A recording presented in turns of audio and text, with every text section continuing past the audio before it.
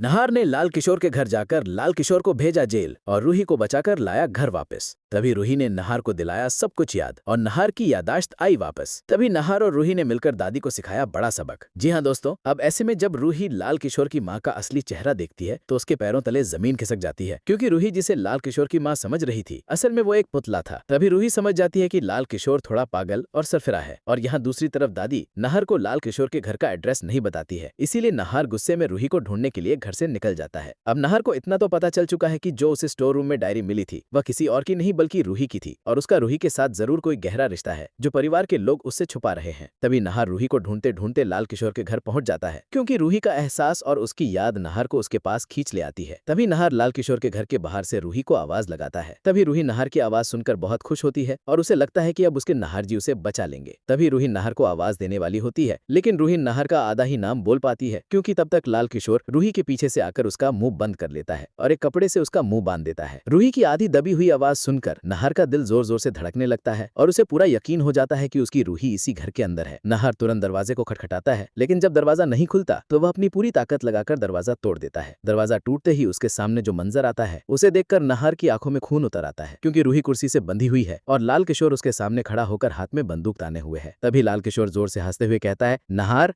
अगर तुमने एक भी कदम आगे बढ़ाया तो मैं इसी वक्त रूही को गोली मार दूंगा। नहार कुछ पल के लिए रुकता है, उसकी आंखों में गुस्से के साथ साथ डर भी साफ दिखाई देता है। वह कहता है, लाल किशोर, अगर मेरी रूही को तुमने जरा सी भी चोट पहुंचाई तो मैं तुम्हें जिंदा नहीं छोड़ूंगा। तभी रूही हिम्मत दिखाती है और लाल किशोर के हाथ को जोर से काट लेती है। अचानक से बंदूक उसके हाथ से गिर जाती है और नहार तुरंत झपटकर बंदूक उठा लेता है। नहार बंदूक लाल किशोर की तरफ तानते हुए कहता है, अब तुम्हारा खेल खत्म हो चुका है, अगर तुमने एक कदम भी आगे बढ़ाया तो मैं गोली चला दूंगा। लेकिन लाल किशोर नहार की धमकी से नहीं डरता। वह जोर से हंसते हुए कहता है, तुम सोच भी नहीं सकते नहार, इस बंदूक में तो कोई गोली है ही नहीं। ये सुनकर नहार कुछ पल के लिए हैरान रह जाता है, लेकिन तभी लाल किशोर रूही की तरफ बढ़ता है। नहार गुस्से से तमतमाते हुए उस पर टूट पड़ता है और उसे धक्का देकर जमीन पर गिरा देता है। दोनों के बीच जोरदार हाथापाई होती है। लाल किशोर बार बार उठकर नहार को मारने की कोशिश करता है, लेकिन नहार उसे बुरी तरह से पीटता है और आखिरकार लाल किशोर खुद नहार के पैरों में गिरकर माफी मांगने लगता है। नहार पुलिस को फोन करके बुलाता है और लाल किशोर को रूही को किडनैप करने और धमकाने के जुर्म में गिरफ्तार करवा देता है। पुलिस उसे हथकड़ी लगाकर ले जाती है। रूही की आंखों से आंसू रुकने का नाम नहीं लेते और वह भागकर नहार को गले से लगा लेती है। नहार रूही को कसकर अपनी बाहों में भर लेता है और कहता है, रूही, मुझे लगता है कि हमारे बीच जरूर कोई ऐसा रिश्ता है जो बहुत गहरा है। जब भी तुम किसी मुसीबत में होती हो तो मुझे बेचैनी होने लगती है। इतना कहकर नहार अपनी जेब से वही डायरी निकालता है और रूही से पूछता है, क्या ये डायरी तुम्हारी है? रूही आंसुओं से भरी आंखों के साथ कहती है, हाँ नहार जी, ये डायरी मेरी ही है और सिर्फ डायरी ही नहीं, मैं भी आपकी हूँ।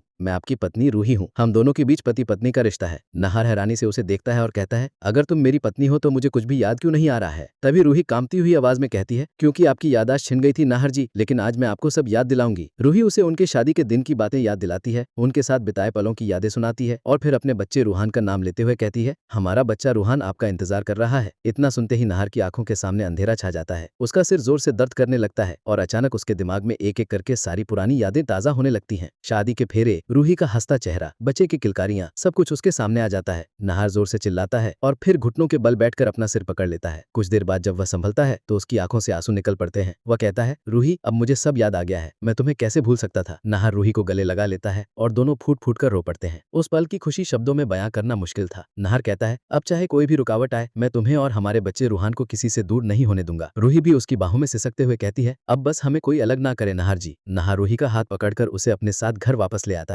तो दोस्तों, अगर आप चाहते हैं कि दादी का काला सच सभी के सामने आ जाए और नहार रूही को उनका बच्चा रूहान मिल जाए, तो आप इस वीडियो को लाइक करके चैनल को सब्सक्राइब कर लें और कमेंट में लिखें, I support Nahar and Ruhi. Hello guys, कैसे हैं? उम्मीद करता हूँ कि आप लोग मस्त होंगे। गाइज चलिए मैं दिखाता हूँ। फैमिली मेरा धान बड़ा हो गया और बहुत बड़ा हो गया। देखिए इतना बड़ा हो गया, सुहा भी गया और ये जो दिख रहा है तार, यह एक